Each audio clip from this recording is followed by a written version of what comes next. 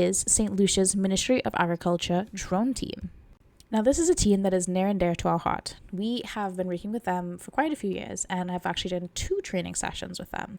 One was in 2022 and the other in 2024, both in collaboration with the Food and Agriculture Organization of the United Nations.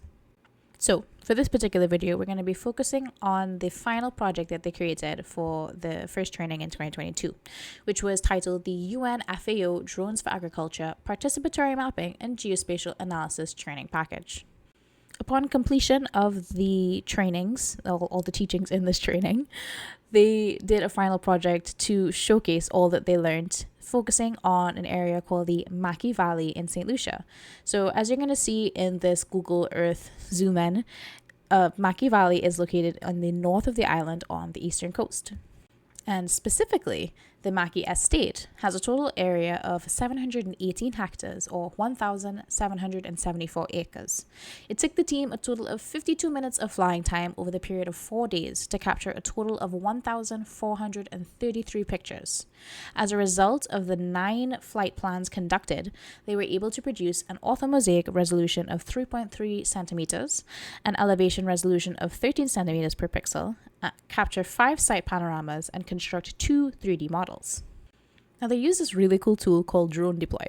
So this application allowed them to not only produce the orthomosaic and the elevation mapper and a plant health mapper, but it also has this annotations feature that allows them to show the spatial distribution of various areas of interest on Mackay Estate. So, to dive straight into the case studies now, the first one being the creation of 3D models of an ancient artifact structure and a 21st century estate house, a case study by Winston Duboulet.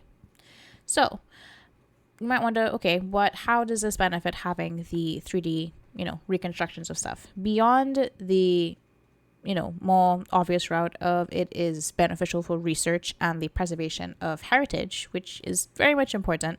It can also be a tool when you're trying to encourage more sociocultural and agricultural tourism as a way of saying, like, look, this is a cool thing that you can come and see when you come and do tours of these farms in this area. And by the, encouragement of increased tourism, when that follows through and you get the tourists to come to the area, this is now another form of revenue which can then be invested back into the farmers in the area. Next, they have the planning and assessment of farm roads, a case study by Kishma Lewis. So, aerial imagery can be such a valuable tool when it comes to being able to denote where exactly you have problems in your road, as you're seeing on this imagery here, both by the use of the count tool on Drone Deploy and then also just having that closer look.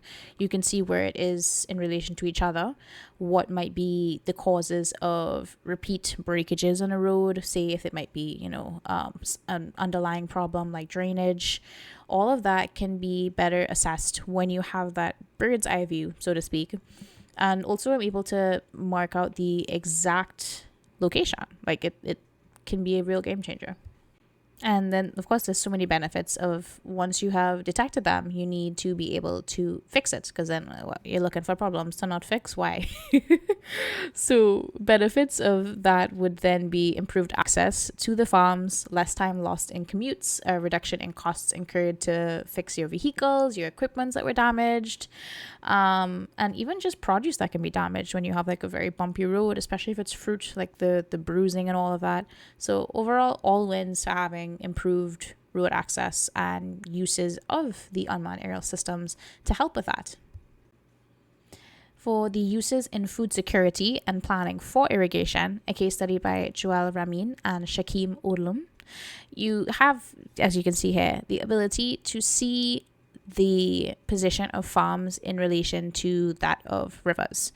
So when you can see where your rivers are and you're able to, as you'll see later on, look at the quality of water and all of that.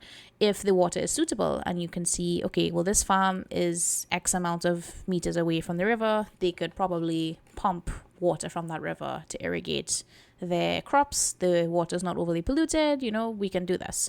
We can help them out by maybe getting access to the pumps if they don't already have it.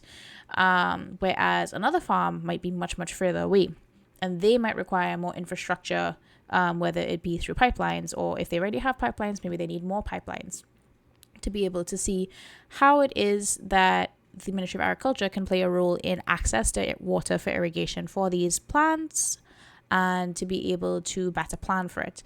Once that is secured and you know that that's no longer a problem that the farmers face, they have regular access to water for irrigation. That's one less thing standing in the way of achieving food security. Uses in Disaster Risk Management and Planning, a case study by Joanne Nicholas and Chadley Marius.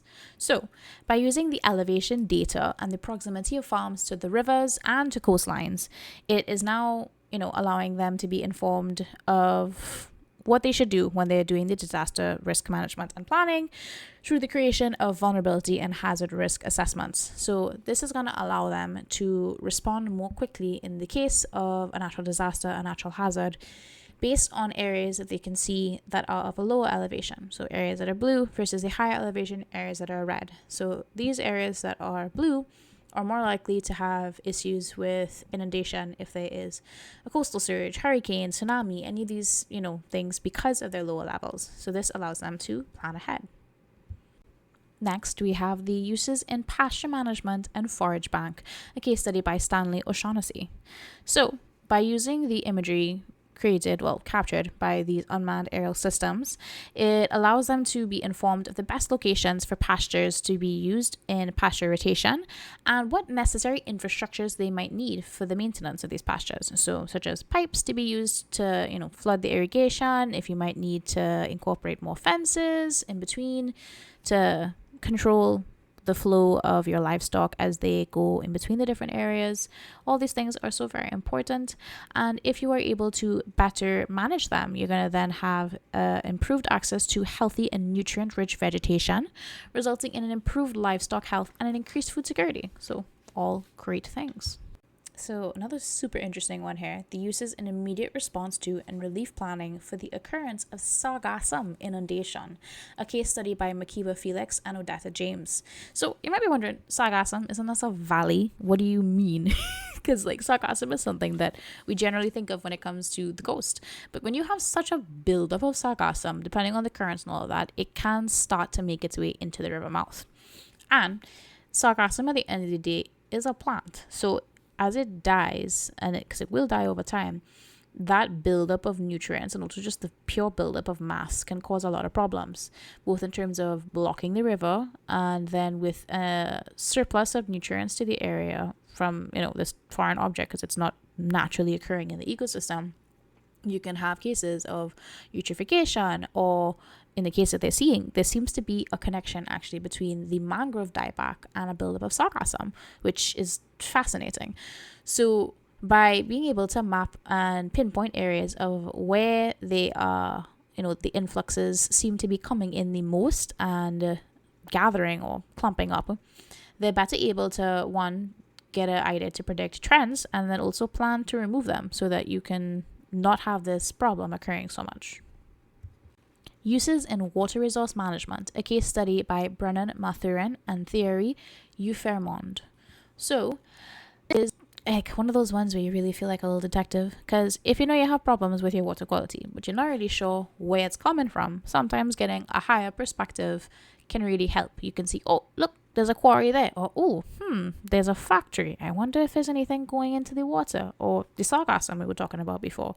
There's so many things that could potentially affect a change in water quality, whether that be an increase in the siltation on the riverbed, so more of a physical change, or the changes that may come from contamination or an influx in nutrient levels. It could be runoff from the farmers themselves. So being able to see from the air, it allows you to better pinpoint these things to address it. This should be done in collaboration with water chemical composition testing, so you can see what's going on elemental level. So besides, pinpointing what you think is the case, you'll know for a fact based off of what your water tests are telling you. Then you have its uses in land use mapping, a case study by Kishma Lewis.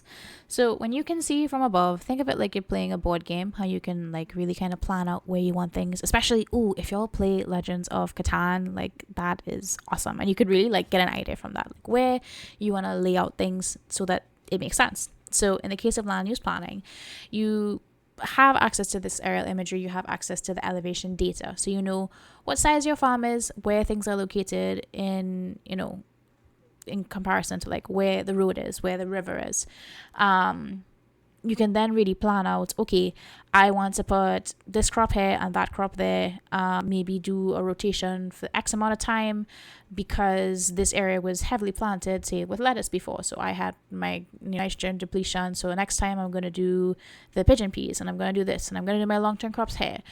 Whatever planning you need to do in terms of the types of plants, in terms of the literal layout, but also in terms of, okay, elevation. This crop wants to have better drainage. So maybe I can plant this on the slope. If I'm going to plant on the slope though, how am I going to reduce erosion? Maybe I could do contours. Maybe I could do terracing.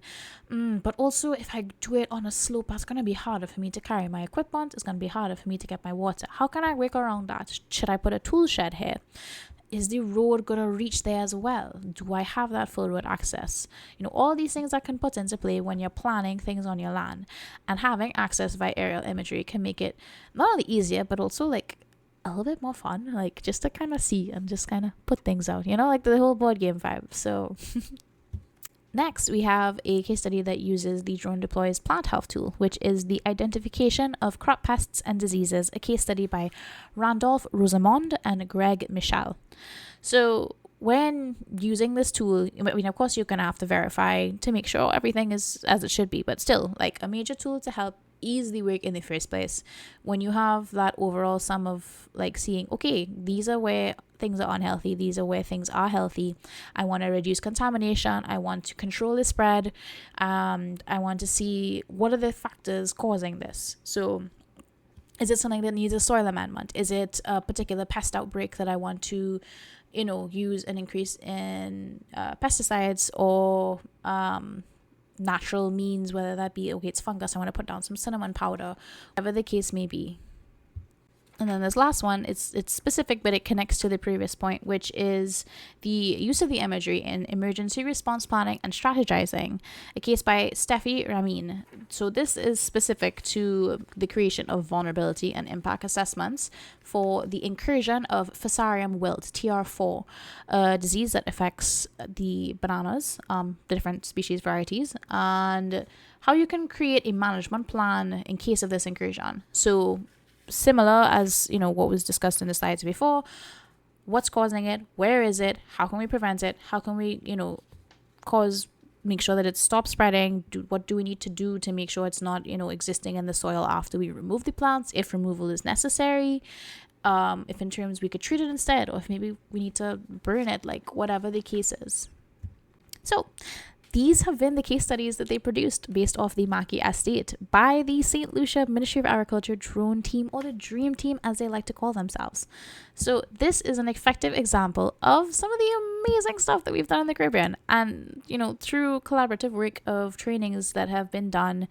And we want to really encourage not just works like these, but also other cases where we can work together, where we can share expertise, share services, training, knowledge, all. We really look forward as we continue this series to not only show you more of these persons, but also get you thinking about what you can do based off of, maybe you have a drone, maybe you want to learn a little more, you want to organize, hey, I'd love to learn some more from Marcia, see what I can do. This gives you an idea of some of the things that other teams that have worked with us have been able to do. And we really look forward to exploring more together. Thank you.